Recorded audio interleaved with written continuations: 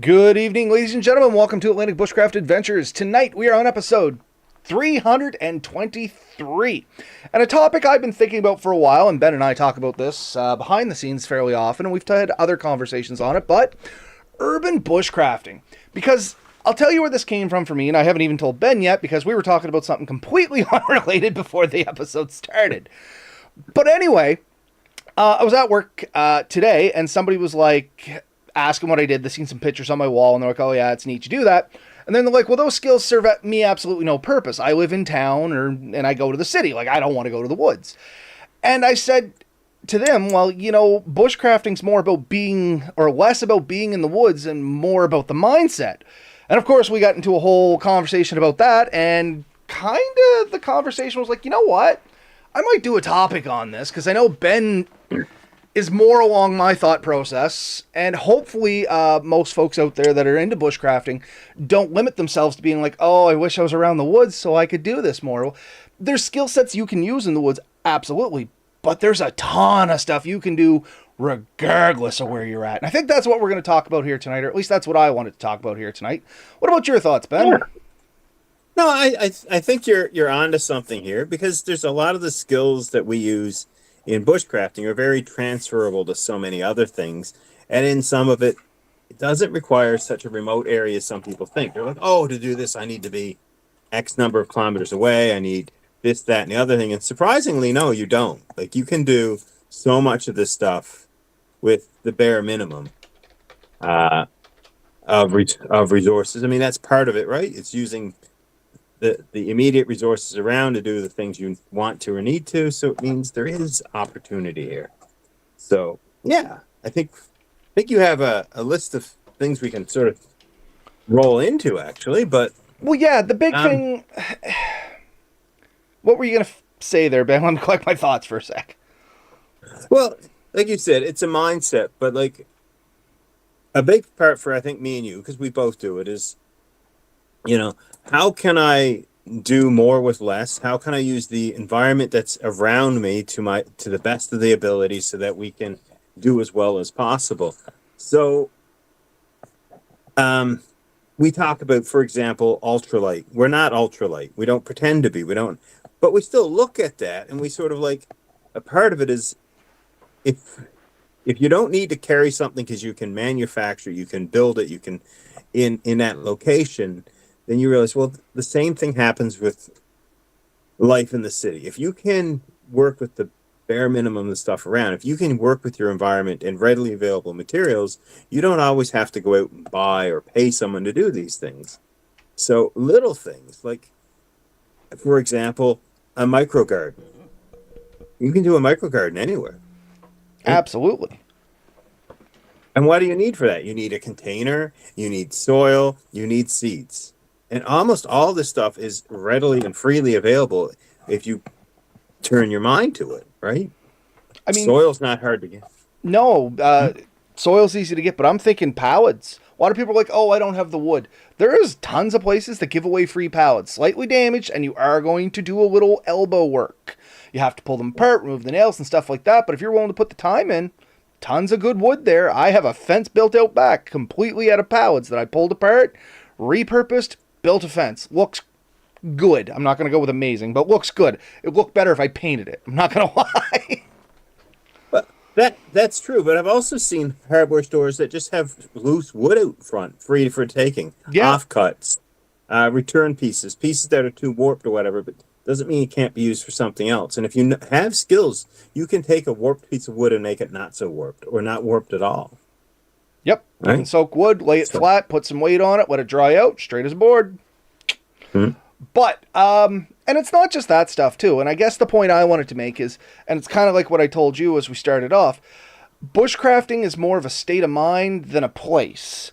Yeah, you can go into the woods and do a lot of neat things, but we've said it before, bushcrafting isn't survival, or it's not surviving, it's thriving.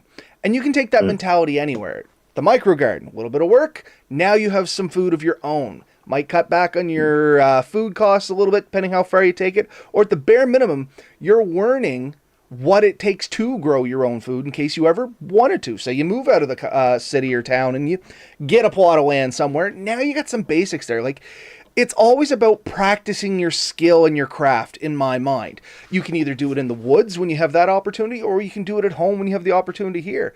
How often have you brought out a fire steel or something to make a little campfire in your backyard? Maybe not where you're at now, but when you were out at your previous location. Oh, of course, yeah. I mean, and that's where we practice it. Like a lot of our stuff, we practice in urban areas. You know, first times I set up hammocks was in an urban area. When I test tents, sometimes I'll go to a local park and set up and see how it works. It can do that stuff. The Grayman theory, or even just if I want to learn about plants, there are plenty of local areas you can wander around and like find plants and identify them. You do not have to go to the middle of nowhere to find common plants, common trees. They're here. They're everywhere. Like, you know, whether you're in a small town or a large city or wherever, you can do a lot of those skills. And people say, well, why do I need to know that? But knowing the difference between trees and knowing how they work and sort of knowing like this, is there edible parts? Is there medicinal parts? Or what's the property of that tree? Is it something I can use? Is it something that makes fire easier? Or is it something that's resistant to rot? These knowledge things can help you figure some things out, right? So. And some of the things I was thinking along that line is, like you said, edible plants. You tell me where you won't find plantain. That stuff will grow out of cracks, you know what I mean? Dandelions, another edible plant. Yes, you may not eat them because they're on the streets of whatever city you're in, but you can still identify them, see them through the different times of year, understand how that plant grows and what parts of it you can use. And frankly, honestly, take it home, wash it, eat it anyway. You know what I mean? I'm not a doctor and I'm not giving you life advice, but I would do it. Blackberries, raspberries, blueberries, all can often be found in green spaces within communities, or vacant lots sometimes, or just at the edges of communities, spots where the housing's starting to thin out, but you're not really out of the city yet. You can find a lot of this stuff. Most cities have setbacks around any waterways, so there's usually a natural area near most waterways where you can find a lot of this stuff, and they're somewhat protected, which means you can find fungus, you can find all this. Now, some people say don't pick that because it can absorb fumes and pollutants from the local area, and there may be some truth to that. I really don't know. I have foraged locally and had no problems personally, but do your research and make sure you make the decision that's best for you and your family. But you can definitely forage, or at least hone your foraging skills locally, and that means that you can find food in more and more locations. Fresh food, good food, right? I mean, even on top of the... Okay, I'm backing up for 1 second because I just looked over the comments and the person I wanted to be here, no offense to anyone else that's already here, but I had a specific plan in my mind that went along with this topic. So joining us, we got the Drifting Spore, Steve over here, and we're talking about practicing your skills, not necessarily in the wooded areas. Well, Steve over there just recently released a video, and yeah, Steve, I just finished it before I came on here. I actually ran a little late because I was watching it, about testing a new sleep setup at Woodpecker Lodge, which is not deep woods. That's basically, you know what? I'm not going to tell you what it is. Go watch his channel. But anyway, it's him testing gear in an unwooded environment. Like, it is set up outside, blah, blah, blah, blah, blah, but he's not in the deep woods. But he's still testing gear, and those are skills that you can absolutely develop while you're at home, in urban areas and stuff like that. If you have a backyard, you're already way ahead of the curve. You have personal room where you can develop things. Even if you don't have a backyard, there's a lot of common spaces in most cities. I know when I lived in Halifax, we had like the community garden area, which had some trees and stuff over it.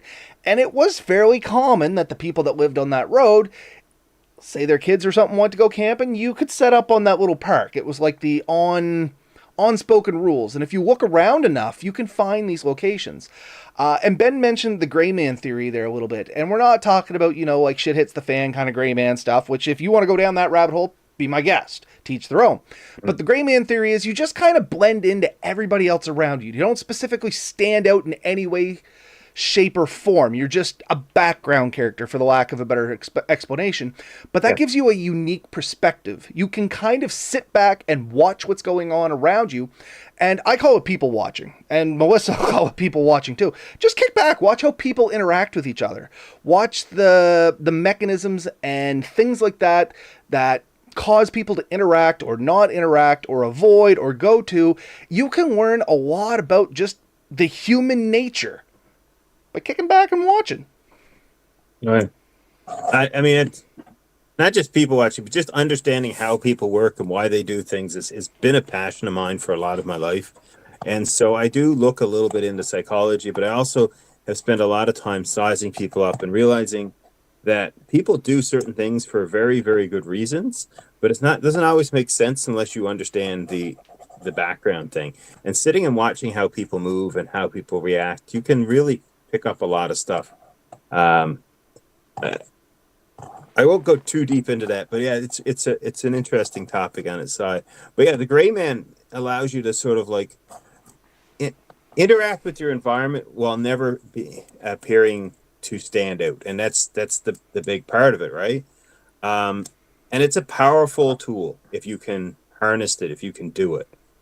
Some people tend to stand out, but other people, honestly, they know how to just be without standing out, and they become the NPCs. In your mind, they're the non-playing characters. They do nothing. They're just background noise, and you automatically filter them out. And if you got stopped 3 weeks later and someone said, "Did you see this person at the park?" You'd be like, "Absolutely no, never. Don't remember it." Right? You could show a video of you standing next to a person, you won't remember. And you know what? That there is a skill involved in that. Um, Sorry, you're off centered, and it's driving me nuts. So I'm actively adjusting your video here. All right, now Oh, you're more centered. That's at least it's better. My OCD isn't going off so bad. But yeah, nope, lost it. What'd you just say, Ben? Gray Man theory, sitting back watching everybody. What was the last words you just said? Because I had a response, and then this. oh. So like an NPCs, you Yeah. don't see them, right? And that's just it. Ideally, as a gray man, you're just there. Like Ben said, you're not going to be noticed. You don't stick out. So you're not the fella that's walking down there with the bright purple pants and the pink blazer, like you're dressed from the '90s. You're the guy that's just kind of wearing the common stuff that's around, not really bright colors, not super dark colors. You're just there. You're just existing. And there is a knack to it. There's a skill to it. A lot of people try to go too hard and end up sticking out. Honestly, just be natural and run with it. But aside from the gray man theory, like bushcrafting theory in general, simple as having like an everyday carry. A couple things, you don't have to have any complex one either, I guess is the point I was going to make up with this, is like you can see some very elaborate everyday carries that consist of like 27 different things, probably more than I bring in my backpack. But realistically, a good everyday carry, if you have a small pocket knife multi-tool to some degree, a way of making fire, and a flashlight, man, you're ready for, most situations on some level. Will you maybe solve the problem? No, but you're definitely going to get way further down the road than if you were just like, meh. Yeah. Throw in there a bit of string, and you've got a pretty good EDC set, I actually. suppose I always carry Yeah. one of these, so I always have the string on me. I forget about that. And there's a skill too. Like we've talked a lot about this over the years, is just good knot tying skills, right? Like all those skills can come in handy in times. You know, Tying a if load you down have on your to, truck, just somebody calls you, hey, I got to move a couch. Can you move that for me? It starts raining. You got to put your tarp down. All you got's a chunk of rope. If you know how to tie yeah, knots, you can tie everything nice and tight so it won't loosen back off. I know there's mentality out there, if you can't tie knots, tie lots. That works great once until you're cutting all those knots out. yeah. I mean, the number of times I've had to use a string to repair a piece of furniture, to repair a vehicle, to secure two things together that I don't need falling apart, uh, is is a number much greater than one. You know what I mean? Um, a good multi-tool allows you to, um, carve something, repair something, to make something work. It comes in handy a lot to open a package. It doesn't matter. The multi-tool gives you a lot of tools. Um, what was the other thing? Flashlight. How often during the day do you see somebody trying to look at something where a little bit more light would be useful.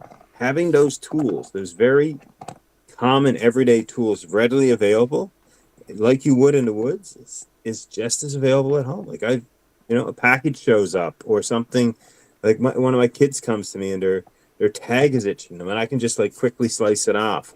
That's a game changer for them. My little one can't stand tags on any kind of stuffed animal. So we buy her something, first thing she says, I need the tag off. Do I wait till I get home with a pair of scissors where I listen to her ask every 5 minutes for that tag to be removed? Or reach in my pocket, pull the pocket knife out and cut it off? Yeah. Here's one. Loose hose on a car. Say the edge has been damaged and it just won't stick anymore. You can cut a fresh edge and put it on. It might be a little tight. Maybe take a piece of string, tie a proper knot around it. You can secure that until you can get to a garage and get a better hose or whatever. Those are just easy things to do. It doesn't take a lot, and that skill is very, very useful. So that's a good bushcrafting one. Like, or knot tying or EDC or flashlights. It comes in handy a lot. I use my flashlight. I don't actually have it here, and I really should, unfortunately. But I want one of those Olight tiny, ultra tiny key light rechargeable thing. I thought I had one. You know what? I do. But anyway, I got one of those. Frankly, I'm not going to lie. I watch for every time they go as the free gift or something like that, or just pay shipping and you can get one. And I end up getting one. I think I got 3 or 4 of them now, and they're tiny. They go right on your keychain, and these things are ridiculously bright and hold a charge for ages. I've had the one on my truck for about 4 years, and I think I've charged it maybe twice a year in those 4 years. I'm not using it all the time every day, but anytime I need it. Like, I'm somewhere at night, even that, and everybody says, oh, I got my cell phone. Cell phones are good, but a flashlight's better in a lot of situations. Like this literally is small enough I can tuck it behind my ear and I can work. You know what I mean? Like, or worst case, the old-fashioned, let's see you do that with a cell phone without breaking your teeth. You know what I mean? Well, I mean, I have the one on my watch. I know you were looking at a similar watch, and that's another tool. Like, I bought this particular watch for bushcrafting, but it's my everyday carry now, which means I have the flashlight, I have a built-in compass, I have an altimeter, a step counter. All these things are useful. The GPS function to know where I'm to. It can help me out in more and more spots. So I can use it to navigate, to figure things out. It has sun up and sundown time. It has tides, so I can tell when is high tide in my local area. All these are little skills that I don't necessarily have otherwise. And these things are just as equal, good in the city sometimes. Knowing when sundown, it makes a difference, right? If you're going to go Definitely to the did beach if you grew up in the 90s. family and knowing when high tide and low tide is, it's useful, No, absolutely. I mean, barometric pressure drops with the tide changes. You know what I mean? So if you're somebody that's prone to headaches, that's important information to need. You'd be surprised what tidbits of what some people would call useless information actually are quite meaningful. Which brings me to the next kind of topic I wanted to go on here, because I know we're at 18 minutes. It's just the mindset of situational awareness is what this all comes back to as one of the big pillars. Because out in the woods, you're always looking around, what can I do to make my situation better? We're thriving, not surviving. You know what I mean? So out there, oh yeah, I got some tinder. I'll put that in my pocket. And as I'm going, oh, there's some wild berries. I'll pop a couple of those in my mouth as I'm going. Well, you can take this mentality to urban areas as well. Oh, you know what? Now I'm out of loss for some examples. But realistically, once again, getting back to the people watching. Oh, you know what? There's always people congregating over in this area. Maybe that's an area I want to avoid. Or maybe they're congregating in that area for a different reason. Maybe I want more information. Or, at 7 o'clock every night, that happens to be when I hear gunshots in the west part of town. Well, not to go around the west part of town, 7 o'clock at night. Like, it is the situational awareness beyond the common things. And what I mean by that is, it's not the everyday things that people expect you to know. It's going beyond that and understanding the situation at a little better level. And that's what we do as bushcrafters in the woods, and there's zero reason you can't do that in an urban environment with a bushcraft mentality. Yeah. No, I agree. I got to go back to my notes now. Let's see. Grayman concept, situational awareness, urban problem solving and improvisation, which is kind of what we came up to while we're just talking about the mindset. If you have that everyday carry with a couple things in there, you can solve a lot of problems and you can improvise a lot better on the spot. Mental mapping, how to scout your own neighborhood. And that's just not, oh, how do I get home? It's where's the important things around your neighborhood? If you're apartment complex or something was to catch on fire, for instance, where's the best place to evacuate to? Where might there be a garden hose that you would have access to? Where would be a safe place to send your kids? These are all things on the situational awareness level that most people probably take for granted. You know what I mean? But in an urban area, that's even more important because I don't know about you, Ben, but when I lived in the city, I didn't even know my neighbors. I lived in an apartment building that had I don't know, I'm going to guess 40, 50 units.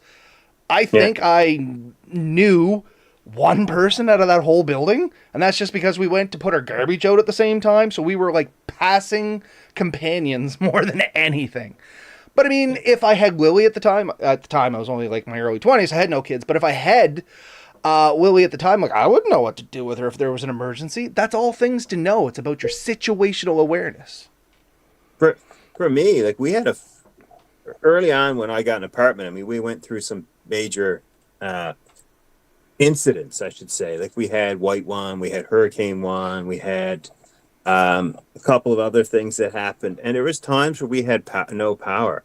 And a lot of our camping gear became very, very valuable. And knowing how to stretch camping gear, like fuel and food, and how to preserve that food because I didn't have power became really, really important. And I was able to do a lot better in those situations than other people. I watched somebody if they're trying to boil water on an open barbecue. They used a ridiculous amount of fuel and didn't seem to care about it. And I'm like, we don't know when power is coming back on. You may not be able to get that propane tank filled. There's a better option. And I tried to help some of these people. Some people can't be helped. But I mean, understanding what resources you have and how to use them and gain from that is a really powerful thing. So also, like you said, building those relationships and set locations is really important too, right? No, 100%. And I mean, let's take this to another extreme, because we talked about one of those shit hit the fan situations. If that was to ever happen, having some of these things, and it doesn't have to be a massive disaster, by the way, folks. Remember COVID? Stuff kind of hit the fan during that, you know what I mean? We all got locked inside. We had to relearn how to live as individuals for a lot of us because we weren't used to that kind of thing. But I'm going to be honest with you. We didn't miss a stride here. You know what I mean? Business as usual. We had enough stuff here to be self-reliant. We barely noticed not being able to go out. Better yet, like you were talking about, power going out.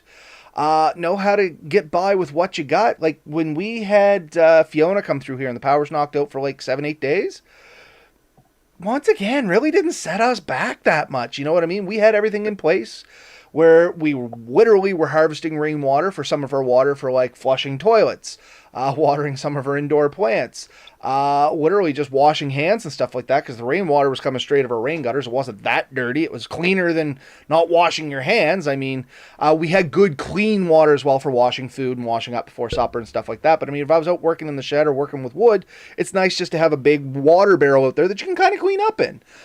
We even had some of it set aside where we're heating it up on a stove, and we had one of those little portable showers, and by the end of it we gave up on that too, and we stood behind a door and somebody poured water on your head. We had systems in place that after a very short amount of time, life pretty much functioned as normal.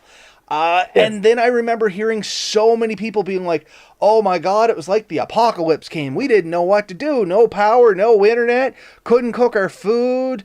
Oh, our heat didn't work, this, that, and the other thing. And I'm thinking, you poor fools. It would take only a little bit of practice and self-awareness, and you could have been living a pretty good deal. You know what I mean? The biggest problem for us was basically the plumbing. We had we have a toilet, But we run on well water, which requires power, you know what I mean? So we had to set up a system where we were flushing with a bucket. A lot of folks in towns and cities, you have that major problem already taken care of. Because even when the power's out, rarely did the municipality water systems go down.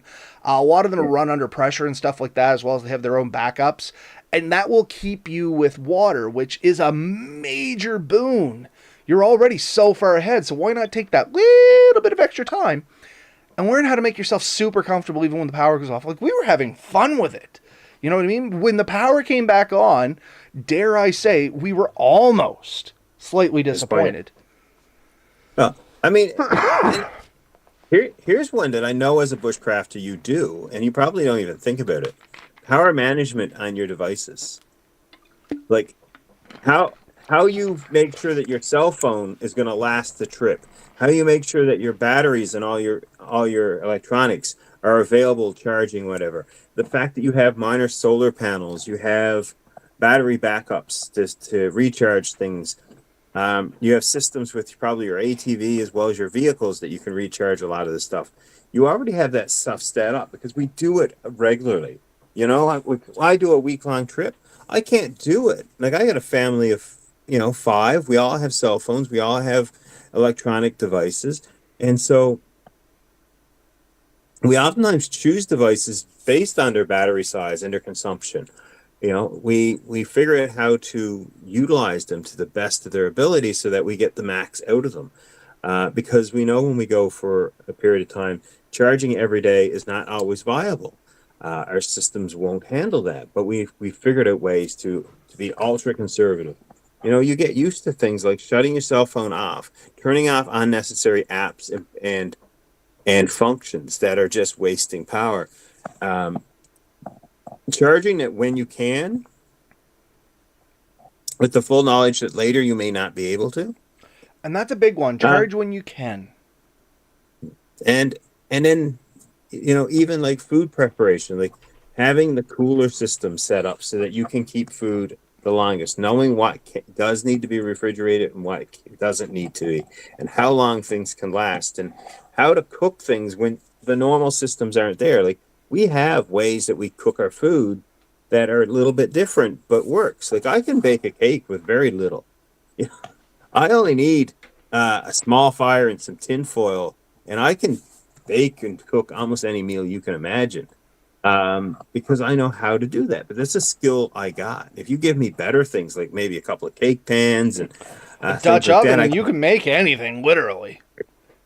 Right? So and for me, it came early. Like, my parents, we had a cabin in the woods, and we didn't have enough resources to have a whole, we just call it an oven. We just had 3-burner stove and a barbecue. And we learned to cook almost everything in the barbecue, but we also learned other tricks, how to utilize the campfire a bit more, how to cook things on top of a stovetop, how to keep water boiling all the time on a stovetop. So if you have a wood stove and there's no power, there's no excuse not to keep water boiling there. Like, you can always have warm water there. Yeah, 100%. And that, like, getting the most out of the least is another skill that goes into this. And I'm just spitballing. I know we're coming to the end of it. Like, the charging thing is what stuck in my mind. If you're driving to town anyway, for whatever reason, a small inverter, and you can be charging stuff on the go.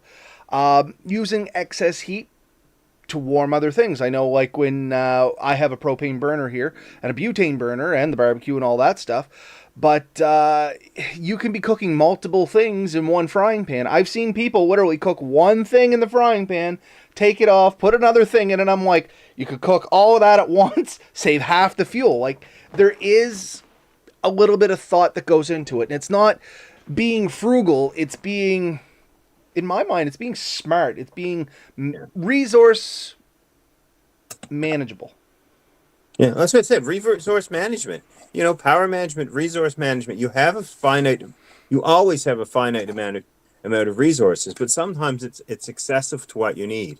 But when any resource gets cut off, you have to figure out, okay, how do I deal with that? One of the big panics, for example, during COVID early on, is everyone thought the toilet paper was going to run out. And so they bought a shit ton of toilet paper, and all of a sudden, no pun intended. Yeah. And it became an issue. But people with these skills, like we have, we know there's alternative methods that we can deal with to deal with that. And so if you can learn those skills, you can take a look at any set of skills, building a shelter, packing a bag so that you can travel easily and lightly. I mean, you're in a position where maybe vehicles are no longer able to be moved for whatever reason, gridlock, uh, lack of fuel and stuff. We would be better equipped to how to get to a place and get back with the resources we have collected. That's because we're used to moving that kind of gear over large periods of distance. And we're also able to make really good meals with minimal material because we can't drag your entire kitchen with us every time we go camping. You have to think things through. Oh my And I think God, I get that's to mention it again. We were able to deep fry a turkey in the woods. But yeah, take your skills, take whatever skills you have, and you realize that they're transferable. And everywhere in life, anytime you gain any skill, it changes your brain and how you think of things and how you approach problems, which means you're better equipped to deal with all new problems. Bushcrafting is just another set like this. Mechanics is another thing. Any hobby you pick up, you will learn that there's skills that come with that that are usable in a lot more areas. So, I mean, that's why we dabble in so much stuff because it just keeps our minds young, and it's how we look so gorgeous. Absolutely. I am uh, magnificent. I do have a anyone who's Oh, sorry, go ahead. anyone who only ever listens to our voice, you're obviously missing out. Ben is a magnificent specimen of a human, and you are doing yourself a disjustice without coming on here and admiring it. Anyway, I got a Yeah, final thought on this, and it's not my quote. It's one I pulled off online. It wasn't written by anyone specifically. I found it on a website. There is no credit I can give to it because I'm going to be honest, it was on a Google site, and when I tried to pull up the actual site, the site was no longer available. I Google searched some stuff, and it was a quote that was saved over from a cached site. So, unfortunately, I would love to give credit to this. I don't know who to, but if you're listening, thanks. So urban bushcrafting is about reclaiming dependency in a world that often encourages dependence. Whether it's knowing how to filter water in a blackout or navigating without your phone, these skills bring confidence and peace of mind.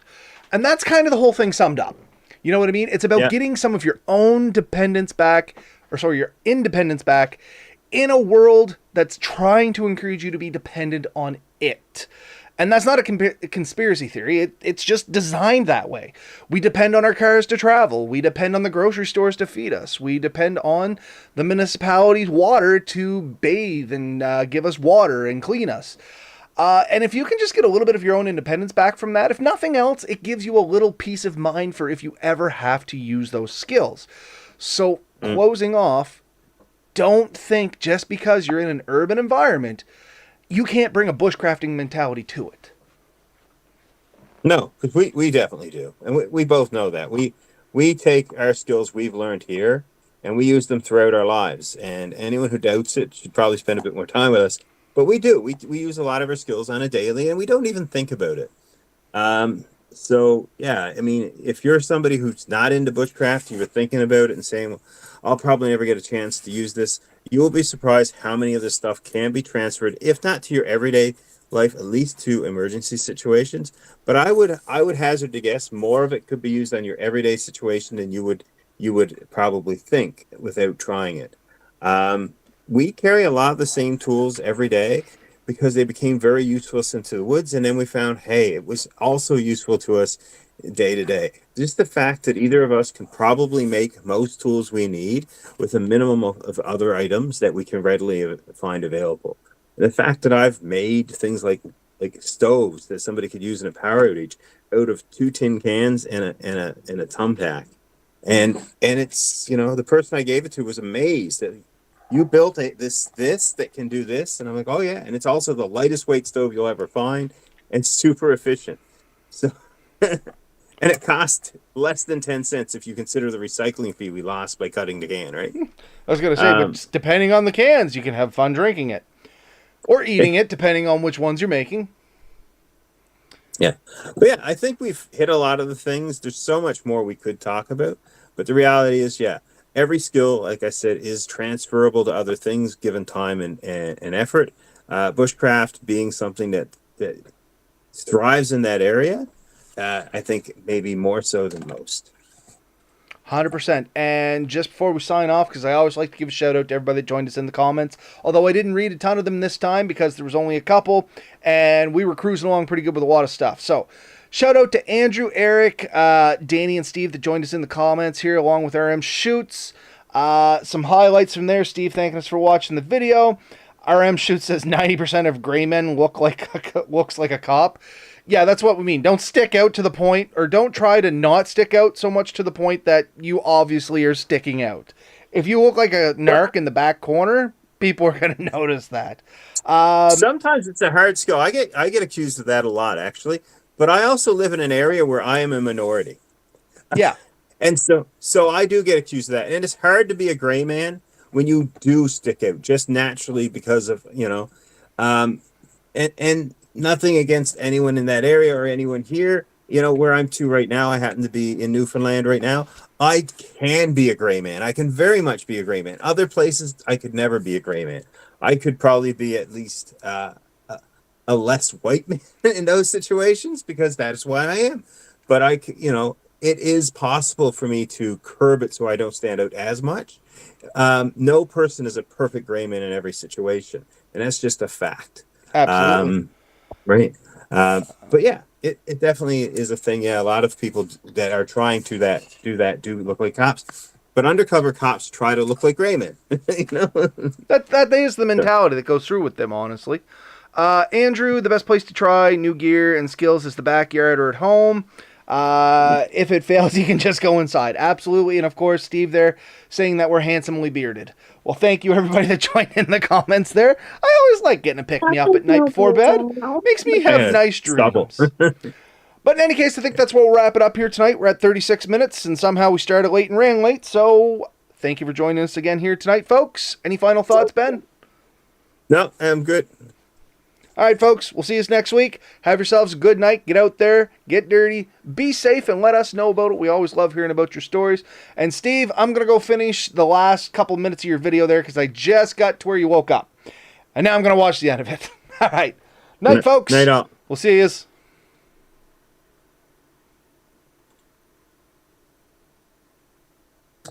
Yeah.